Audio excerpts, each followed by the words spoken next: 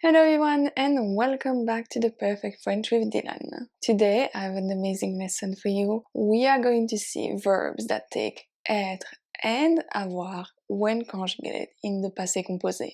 I got an email recently of someone asking why in my two previous lessons there is a sentence with il est passé and another one with elle a passé.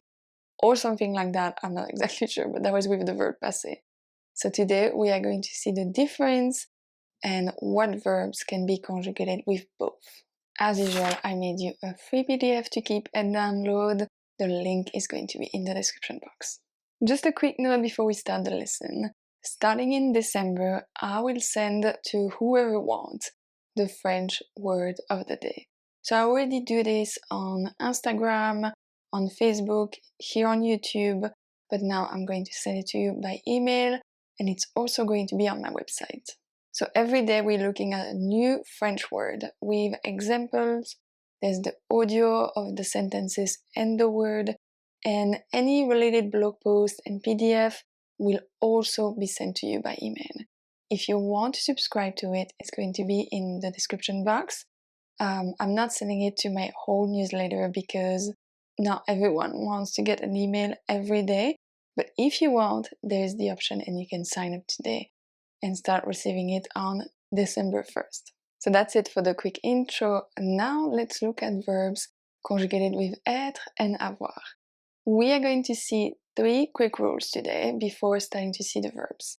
The first rule will be about transitive versus intransitive verbs, the meaning difference, and the agreement rules.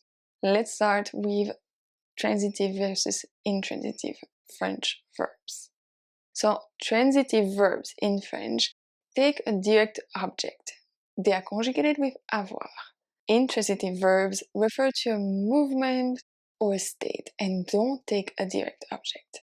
They are conjugated with être. We'll see, when we see example, I will come back on the rules. Keep in mind that today the verbs that we are going to see sometimes have a different meaning, but sometimes not. So sometimes they still have the same meaning, but sometimes they have different meanings. Just keep that in mind. And finally, the agreement. When a verb is conjugated with être, the past participle agrees with the subject. When a verb is conjugated with avoir, the past participle agrees with the direct object if the direct object is before the verb. Okay? So let's see verbs taking être and avoir or avoir in French. And today we are starting with monter, monter. So when conjugated with être, it means to go up.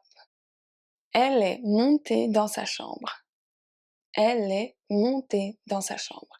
Here, so it doesn't have a direct object, so it's conjugated with être, and also, as you can see, the past participle agrees with the subject. So we add a at monter, it doesn't change the pronunciation, but we add a because the subject is feminine, elle. Okay? When conjugated with avoir, it means to take something up. So, elle a monté les valises au grenier. Elle a monté les valises au grenier. So she took the suitcases up to the attic. Elle a monté les valises au grenier. And yes, she also went up, but that's not. Here we're focusing on the suitcase, okay? Elle a monté les valises au grenier. And as you can see, because here we have a direct object after, the past participle does not agree with the subject. So with être, we have monté et e. With avoir, we have monté. That's it, just the e. The second verb that can be conjugated with être and avoir is descendre. So we saw monter, now we see descendre. Same thing. Descendre with être means to go down or to get off. Both. Tu es descendu du bus. Tu es descendu du bus. You got off the bus. Tu es descendu du bus. With avoir, it means to take something down or out. Tu as descendu la poubelle. Tu as descendu la poubelle. Did you take out the trash? Tu as descendu la poubelle. So here we imply that we are up, one level up or something, and then we have to take you have to go down to take the trash out, obviously, okay? The third one is all about in and out as well, is sortir. Sortir with être means to go out. Ils sont sortis de la maison. Ils sont sortis de la maison. Sorti with a S because the subject is masculine plural. Ils sont sortis de la maison. But with avoir, it means also to take something out. Ils ont sorti la voiture du garage. Ils ont sorti la voiture du garage.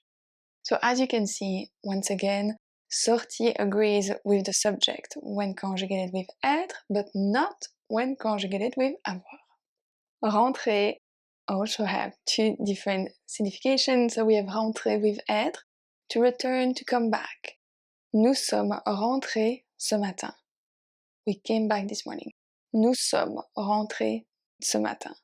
With avoir, to bring something in. Nous avons rentré les meubles de jardin. Nous avons rentré les meubles de jardin. So nous sommes rentrés, we brought ourselves back if you want, and nous avons rentré, we took in the patio furniture. Passer, on the other hand, has quite a different meaning. With être, it means to pass by or to stop by. Je suis passé chez toi hier. Je suis passé chez toi hier. I stopped by your place yesterday. Je suis passé chez toi. But with avoir means to spend time somewhere. J'ai passé une semaine en Italie.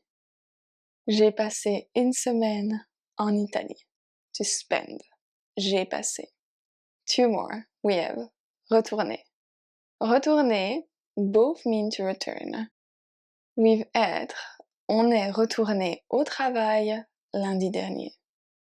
On est retourné au travail lundi dernier. Or with avoir, to return as well. Elle a retourné le colis. Elle a retourné le colis. Very easy, this one. Entrer, on the other hand, the last one for today, has the same meaning as well, but that's a little bit different. So, entrer with être, to enter. Il est entré dans la chambre sans frapper.